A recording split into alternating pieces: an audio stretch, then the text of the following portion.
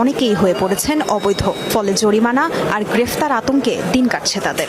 সকালবেলা আমরা আসার পরে বলতেছে ওরা 500 লোকের মাত্র কাগজপত্র নিবে, মনে হয় 1000-এর উপরও লোক আছে। সবগুলো লোক মনে করেন বাইরে থেকে বিদায় করে দিচ্ছে কালকে আসার জন্য। কালকে আসলে যে সিরিয়াল দোকান পাইবে এটার কোনো বিশ্বাস নেই। 500 থেকে যাতে 1000 বা আরও বেশি লোকের একসাথে একদিনে জমা নেওয়া হয়। আমরা বছর থেকে ছুটি নিয়ে কয়দিন আসবো, কাজ বন্ধ করে বছর থেকে ছুটি নিয়ে এখানে আসছি।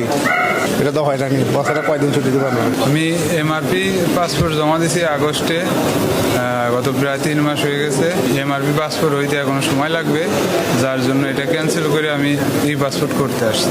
প্রবাসীদের ভোগান্তিতে কুয়ালালামপুরে বাংলাদেশ হাইকমিশন জানিয়েছে MRP booklet, lamination foil paper ঘাটতি ও এমআরপি প্রিন্টিং মেশিনের যান্ত্রিক ত্রুটির কারণে পাসপোর্ট প্রিন্ট করা যাচ্ছে না, ফলে বাংলাদেশ থেকে পাসপোর্ট আসতে দেরি হচ্ছে। তাজরিয়ান সোবহান।